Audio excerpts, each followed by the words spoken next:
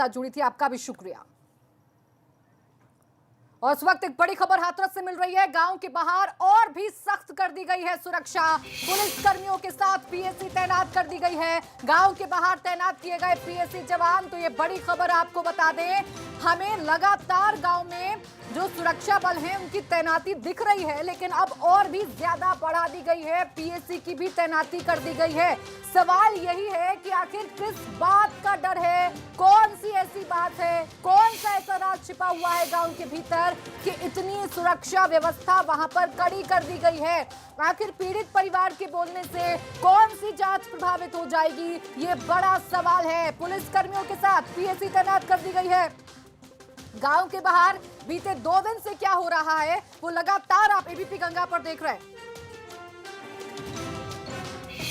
और नितिन उपाध्याय हमारे सहयोगी लगातार ग्राउंड जीरो पे मौजूद हैं और पल पल की अपडेट्स हम तक पहुंचा रहे हैं। नितिन, क्या हो रहा है हाथरस के इस छोटे से गांव में? छोटा सा गांव छावनी में तब्दील और अब पीएसी की भी तैनाती।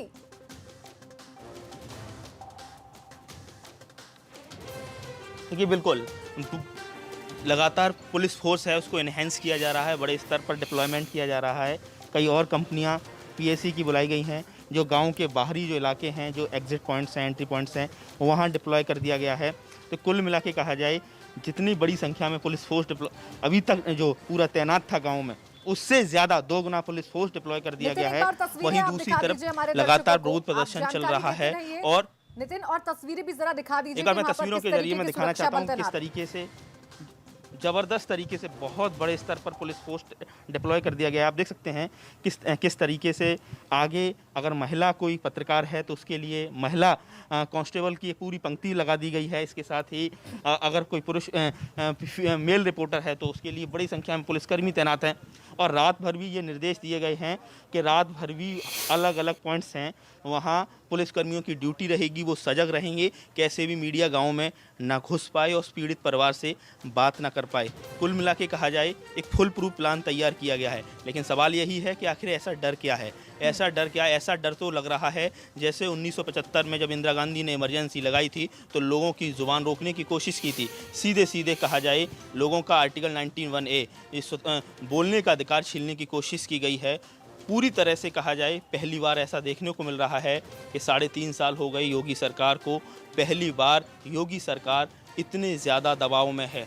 चौतरफा गिरी हुई है, विपक्षी दल लगातार हमलावर हैं और पहली बार किसी मुहिम को जनता का समर्थन देखने को गौर करिए, क्योंकि वहां की तस्वीरें देखना बहुत ही ज्यादा महत्वपूर्ण है। वहां पर किस तरीके का तानाशाह रवैया है, ये जरा दर्शकों को दिखाते रहिए।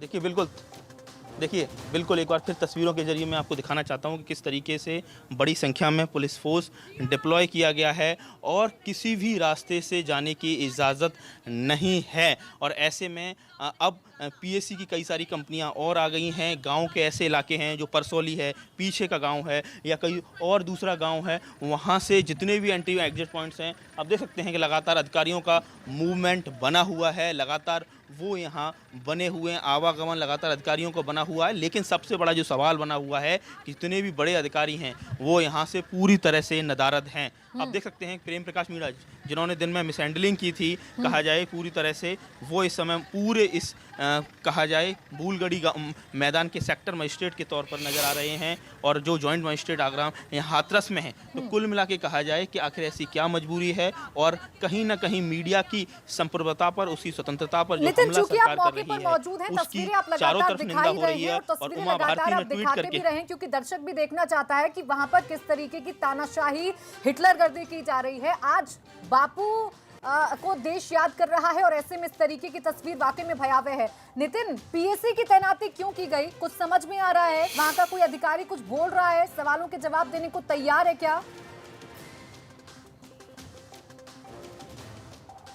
देखिए, हमेशा से जो पीएसी बल होता है वो रिजर्व फोर्स होता है और जहां भी शांति व्यवस्था की स्थिति अगर खराब होती है तो उसको डिप्लॉय किया जाता है। पीएसी बड़े स्तर पर कई सारी कंपनियों को यहाँ डिप्लॉय कर दिया गया है। इसके साथ ही ये भी चर्चा चल रही है, जो हमें कानो कान खबर मिली है कि रैपिड एक्शन फोर्स अलीगढ़ में उसकी बटालियन है और वो आरएएफ की जो पूरी बटालियन है वो आरएएफ की जो बटालियन है उसको भी यहाँ डिप्लॉय किया जा सकता है। एक बार फिर से मैं कह रहा हूँ कि इस तरीके से बड़े स्तर पर पुलिस फोर्स डिप्लॉय है, किसी भी हाल में किसी भी सूरत में जाने नहीं दिया जा रहा। एबीपी गंगा आज दिन में कैसे भी उस जगह पहुँचा जहाँ पूरी तरह से कहा जाए अभी भी चिता स्थल पर पहुंचा और अभी भी वहाँ अस्थियां पड़ी हुई हैं और हिंदू रीति रिवाज के पूरी तरह से परंपराओं के खिलाफ जाकर पुलिस प्रशासन ने इस अंतिम संस्कार किया और उसके बाद अब जो अस्थियों को चुनने का जो अधिकार है उसको भी कहीं ना कहीं पुलिस पूरी तरह से उसको भी छीन रही है। परिवार का की तरफ से जो आरोप आया है, जो इन्होंने लगाया है कि लगातार उनके जो फ़ोन्स हैं उनको छीन लिया गया है और लगातार जिस तरीके से एक छोटा बच्चा जो कजन ब्रदर बताया जा रहा है मृतका का, उसका कहना है कि जिलाधिकारी ने एक बुजुर्ग के साथ मारपीट। और मीडिया को क्यों रोका जा रहा है? अगर पीड़ित कुछ बताने जा रहे हैं तो क्यों उनकी बात को सामने नहीं आने दिया जा रहा है? ये वाजिब सवाल है। बने रहिएगा नितिन हमारे साथ। हाथरस को यूपी पुलिस ने इस वक्त किले में तब्दील कर दिया है और किसी को भी पीड़िता के गांव में जाने की इजाजत नहीं है। लेकिन आज जब एबीपी गंगा की टीम हाथरस का सच तलाशने के लिए गांव में पहुंची तो हमारे संवाददाताओं को भी गांव में जाने से रोक दिया गया। इसके अलावा किसी को भी पीड़िता के परिवार से मिलने की इजाजत नहीं दी जा रही है। पीड़ित परिवार के बोलने पर प्रतिबद्ध। आप अपनी विश्वसनीयता खत्म मत करिए। तो मीडिया वाले मैं आपको बता दूं, आज अभी आधे चले गए, कल सुबह तक आधे और निकल जाएंगे, 2-4 बजेंगे कल शाम और हम ही आपके साथ खड़े हैं। अब आपकी इच्छा, आपको बार बार बयान बदलना नहीं बदलना है, अभी हम भी बदल जाए कि नहीं। मीडिया के कैमरों पर प्रतिबद्ध। देखिए किस तरीके से जबरदस्त इस समय पूरी तरह से देखा जाए तो पुलिस की तानाशाही चल रही है, किसी भी हाल में जाने नहीं दिया जा रहा है। तो आप देख सकते हैं कि बड़ी संख्या में यहाँ पुलिसकर्मी तैनात हैं। उनका कहना है कि आपको अंदर जाने की इजाज़त नहीं। आप सवालों के जवाब तलाशने पर प्रतिबद्ध। हमारी ड्यूटी पर क्या सर, हमारी ड्यूटी पर मैं यहाँ पर बैठ जाऊँ धरने पर? आज गांधी जयंती में धरने पर बैठ जाऊँ? क्या आप मेरा काम करने नहीं दे रहे हैं मुझे? सर ये क्या बात हुई? सर मैं बैठ जा रही हूँ, मैं बैठ रही हूँ, मैं बैठ रही हूँ सर। आप हमें हमारा काम नहीं करने दे रहे सर, ये गलत बात है। आप गलत बात कर रहे हैं। आपको मैं ये कह रही हूँ, मीडिया का काम है सवाल पूछना, आप अंदर क्यों नहीं जाने दे रहे? 2 दिन हो गए सर, क्यों नहीं जाने दे रहे? मैं कह रही हूँ आप मुझे ऑर्डर दिखा दीजिए।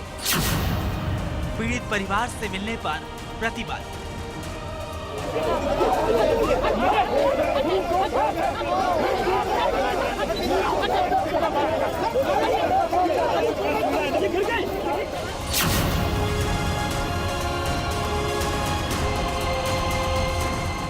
उत्तर प्रदेश की पुलिस और व्यवस्था ने प्रतिबंध को वो हथियार बना डाला है जिसके जरिए न सिर्फ हाथरस की हैवानियत से जुड़े कई सच छिपाने बल्कि नकारेपन पर पर्दा डालने की नाकाम कोशिश कर रही है।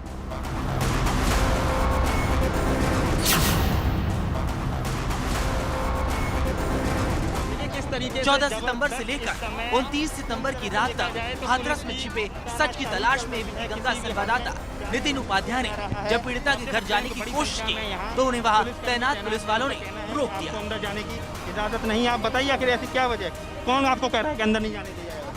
बोलेंगे कुछ? मैं रोक क्यों रहे हैं? बताइए रोक क्यों रहे हैं? बताइए ना, बोलिए। आप देख सकते हैं कि ये रास्ता डाल दिया गया है, अंदर अगर घुसने की इजाज़त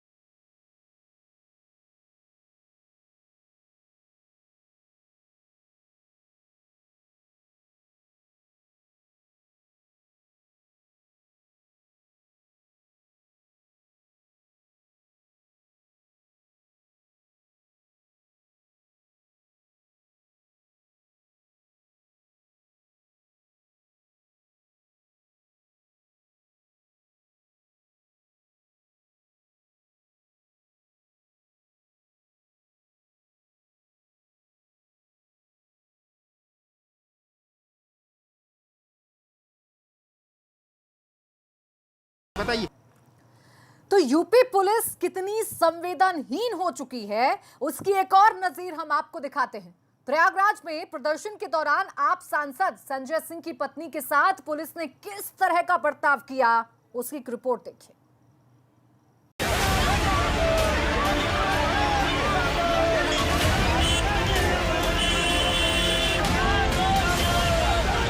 हाथरस की बेटी के दोषियों पर कानून का हथौड़ा चलाने के लिए हंगामे की ये तस्वीर प्रयागराज की है। लेकिन इस दौरान पुलिस न्याय के लिए उठी आवाज को दबाने में ही नहीं जुटी, बल्कि बेशर्मी और बदतमीजी पर भी उतर आई। पुलिस की गाड़ी में आम आदमी पार्टी के सांसद संजय सिंह की पत्नी अनीता सिंह को ले जाया जा रहा है। लेकिन गौर से देखिए, एक पुरुष पुलिस इंस्पेक्टर उनके साथ किस तरह से बदसलूकी कर रहा है। ऐसा लगता है कि वो अपनी सारी मर्यादा को ताक पर रखकर संवेदनशीलता को भूल गया है। पुलिस इंस्पेक्टर के हाथ को गौर से देखते रहिए, उसकी हर हरकत कैमरे में कैद हो रही है। कभी कंधा तो कभी सिर पर वो बार बार हाथ से टच करने की कोशिश कर रहा है। वो भूल गया कि इस गाड़ी में महिला प्रदर्शनकारी को ले जाया जा रहा है, लेकिन उसे इस बात का जरा भी होश नहीं कि गाड़ी के दरवाजे से हट जाना चाहिए। वहाँ केवल महिला पुलिस कर्मियों को ही रहना चाहिए। लेकिन ये पुलिस इंस्पेक्टर महोदय महिला प्रदर्शनकारियों के बीच क्या कर रहे थे, समझना मुश्किल है। अब इस वीडियो के सामने आने के बाद पता चला कि इंस्पेक्टर का नाम रविंद्र सिंह है। आम आदमी पार्टी ने इस पर कड़ा एतराज जताया है और इस पुलिस इंस्पेक्टर के खिलाफ कार्रवाई की बात कही है। एबीपी गंगा के लिए प्रयागराज से मोहम्मद मोइन की रिपोर्ट।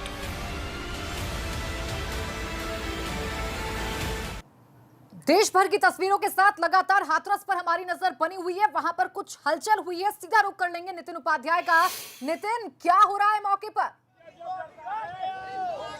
जी देखिए, तस्वीरों के जरिए मैं दिखाना चाह रहा हूँ किस तरीके से मैं बूलगढ़ी के उसी गेट पर मौजूद हैं जहाँ पूरे दिन मैंने यहाँ से रिपोर्टिंग की है। आप देख सकते हैं कि लगातार मीडिया का जमावड़ा है और बाहर से जितने भी लोग हैं, जितने भी युवती के साथ अपनी संवेदना जताने आए हैं, सभी लोग बड़ी संख्या में यहाँ डिप्लॉय किए गए हैं।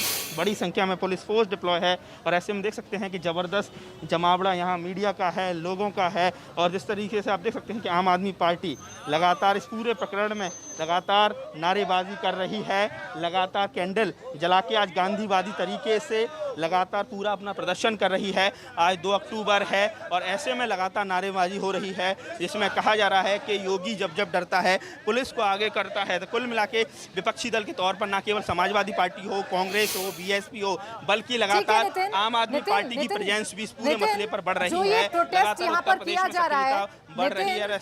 ये जो प्रोटेस्ट किया जा रहा है, लोग जो बैठे हैं धरने पर, जरा इनसे बात करिए, इनसे पूछिए ये क्या चाहते हैं। बिल्कुल इनसे बात करने की कोशिश करते हैं, क्या बात करने की कोशिश क्या चाहते हैं। आप बताइए किस तरीके से लगातार मीडिया को भी जाने नहीं दिया जा रहा, किसी भी राजनीतिक दल को जाने नहीं दिया जा रहा, आखिर सरकार चाहती क्या कहना चाहिए? सरकार अपनी नाकामयाबियों को छुपाना चाहती है। सारा पुलिस प्रशासन उनको मदद कर रहा है। यहाँ का डीएम साहब जो हैं, हमें तो लगता है कि वो बलात्कारियों के साथ मिले हुए हैं। आप एक तरफ कह रहे हैं कि बलात्कार हुआ नहीं और दूसरी तरफ आप मुआवजा दे रहे हैं 25 लाख रुपए का, और घर मकान की बात करिए आपने और नौकरी की बात करिए। किस बात की लिए आप मुआवजा? कॉन्ट्राडिक्टरी बात है, बिल्कुल विरोधाभास है पूरी तरह से। आपको क्या लगता है कि पूरी तरह से प्रशासनिक फेल्योर है?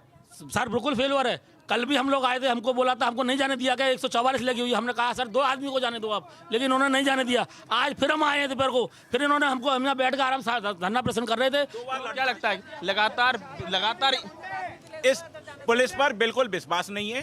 सुप्रीम कोर्ट की निगरानी में इसकी सीबीआई जांच होनी चाहिए। ना तो पुलिस और यही तो पिता कह रहा है, इन पर किसी पर भरोसा नहीं है। पीड़िता के पिता भी यही कहा है। हाँ, हम भी यही कह रहे हैं कि सुप्रीम कोर्ट की निगरानी में सीबीआई जांच होना चाहिए। पुलिस पर कोई भरोसा नहीं है। डीएम साहब परिवार को धमका रहे हैं, वीडियो वायरल हो रहे हैं। इसका मतलब बहुत कुछ ऐसा है जिसे छिपाया जा रहा है। जो चीजें बिना कहा जाता है, बिना धुएं के आंच नहीं लगती हैं। और ऐसे में आप दोबारा एक बार बात करने की कोशिश, क्या कहना चाहिए? मैं योगी सरकार से मीडिया के माध्यम से एक सवाल करना चाहती हूँ। जब वो सत्ता में आए थे, उनका नारा था बेटी बचाओ बेटी पढ़ाओ।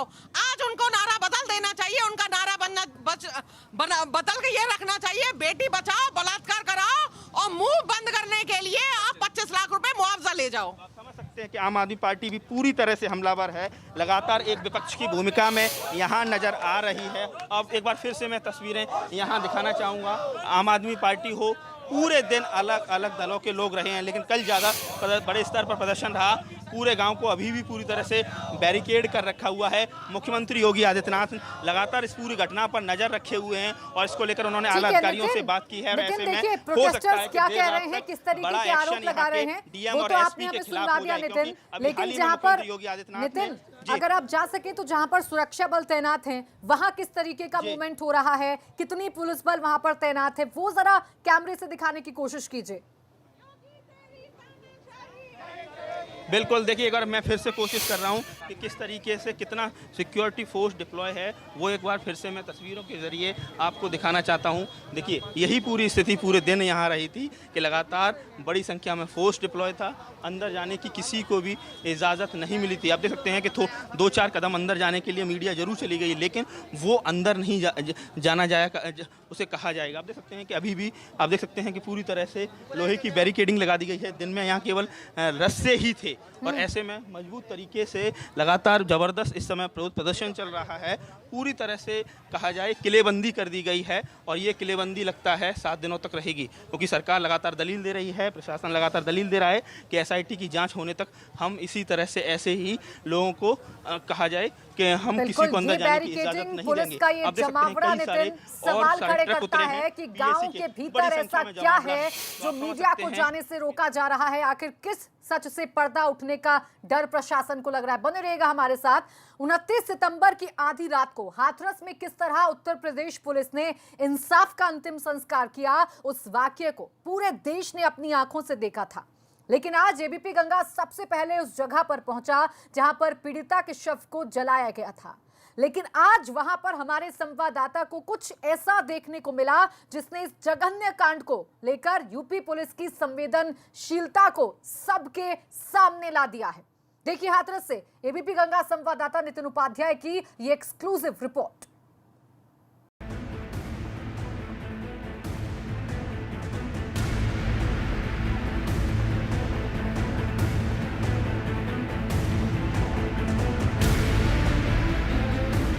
29 सितंबर की रात हाथरस में सिर्फ एक चिता नहीं जली थी, बल्कि उसके साथ हैवानियत की शिकार हुई एक बेटी की इंसाफ पाने की उम्मीद भी राख हो गई। लेकिन दरिंदों के अपने हाथों अपना मान गंवाने और सरकारी संवेदनहीनता के चलते अपनी जान गंवाने के बाद जिस जगह पर उसके शव के संस्कार की सरकारी रवायत पूरी की गई, वहां पर आज भी उस जगह पर पड़ी अस्थियां अपने वाजिब हक का इंतजार कर रही हैं। वाकई में इससे ज़्यादा दर्दनाक, इससे ज़्यादा संवेदनहीन, इससे ज़्यादा अफसोसजनक स्थिति क्या हो सकती है कि समाज के अंतिम छोर पर बैठा व्यक्ति, जिसे सर्वहारा वर्ग कहते हैं, सामाजिक समरसता की बात करते हो, और आप देखिए वाल्मीकि समाज की बेटी है, उसके किस तरीके से उसकी अस्थियां अभी तक नहीं निकाली गई हैं। बड़ी खबर है, एबीपी गंगा बड़ी खबर दे रहा है, उसकी अस्थियां अभी तक निकाली नहीं गई हैं। परिवार को जोर जबरदस्ती घर से बाहर प्रशासन निकलने नहीं दे रहा है। पुलिस का जबरदस्त पहरा है और यही वजह है कि लोकतंत्र के चौथे स्तंभ यानी मीडिया को जाने नहीं दिया जा रहा। एबीपी गंगा अपनी हर संभव कोशिश करेगा कि सच्चाई जनता के सामने आनी चाहिए, क्योंकि ये हमारी जनसरोकारी पत्रकारिता का हमारा उद्देश्य पहले दिन से रहा है। एबीपी गंगा संवाददाता नितिन उपाध्याय जिस जगह पर पहुंचे थे, वहीं पर 29 सितंबर की रात पीड़िता के शव का जबरन अंतिम संस्कार किया था और आज भी इस जगह पर पीड़िता की चिता की राख और अस्थियां मौजूद हैं। लेकिन उस रात ना जाने हाथरस पुलिस को कौन सी जल्दबाजी थी कि मौत के बाद पार्थिव शरीर को दिए जाने वाले सम्मान को ताक पर रखकर पीड़िता के शव का सैनिटाइजर से अंतिम संस्कार कर डाला, जिसकी तस्दीक खुद मौके पर पड़ा सैनिटाइजर का ये खाली गैलन कर रहा है। देखिए इस देश में कहते हैं कि अगर अपराधी है उसके भी अंतिम जब उसकी मौत होती है, उसका जो रीति रिवाज होता है, क्रीमेशन होता है, उसमें भी मानवाधिकार होते हैं। ये तो एक मृतका है जिस पर ये कहा जा रहा है उसके साथ 4 लोगों ने दुष्कर्म किया है। तो किस तरीके से पेट्रोल डाल के, डीजल डाल के रात के अंधेरे में अगर उसका अंतिम संस्कार होता है, आप समझ सकते हैं उसकी जो रूह इस समय घूम रही होगी, इस समय वायुमंडल में, उसको शांति नहीं मिलेगी। कुल मिला के कहा जाए इस पूरे प्रकरण में अगर माना भी जाए गैंगरेप की पुष्टि नहीं हुई है FSL report, PM report, medical report में, तो निर्दोषों को भी नहीं फंसाया जाए। कौन है इसका दोषी, ये जल्द से जल्द बिल्कुल साफ होना चाहिए। और आप देख सकते हैं, मैं एक बार फिर से वो दिखाना चाहता हूँ। आप देखिए 5 लीटर की ये पूरी प्लास्टिक की कट्टी है, हैंड सैनिटाइजर लिखा हुआ है, हैंड सैनिटाइजर बिल्कुल। 29 सितंबर की रात को पीड़िता के परिवार ने प्रशासन से अपनी बेटी के अंतिम संस्कार के लिए शव मांगा था, लेकिन पुलिस ने खुद ही परंपरा और मान्यताओं को ताक पर रखकर अपनी साख बचाने के लिए रात में शवदाह कर दिया था। लेकिन 3 दिन बीत जाने के बाद भी हाथरस प्रशासन ने पीड़ित परिवार को अपनी बेटी की अस्थियां चुनने और उसे विसर्जित करने से रोक रखा है, जो बता रहा है कि अपनी झूठी साख को बचाने के लिए किस तरह व्यवस्था हर संवेदना को ताक पर रख सकती है। हाथरस से एबीपी गंगा के लिए नितिन उपाध्याय की रिपोर्ट।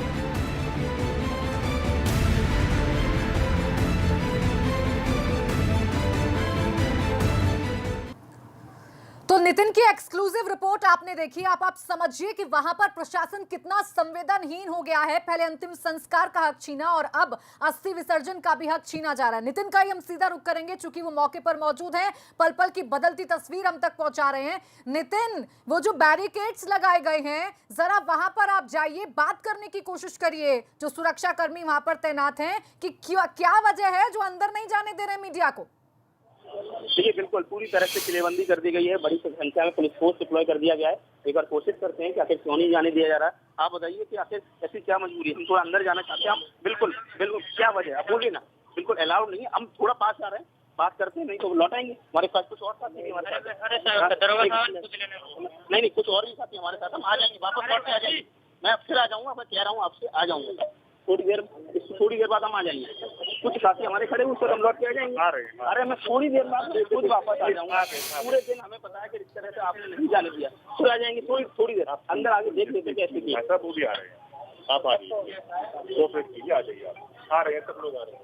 तो आप समझ सकते हैं कि लगातार पूरी तरह से पुलिस अपनी मनमर्जी पर उतारू है, किसी भी हालत में अंदर जाने नहीं दे रही है।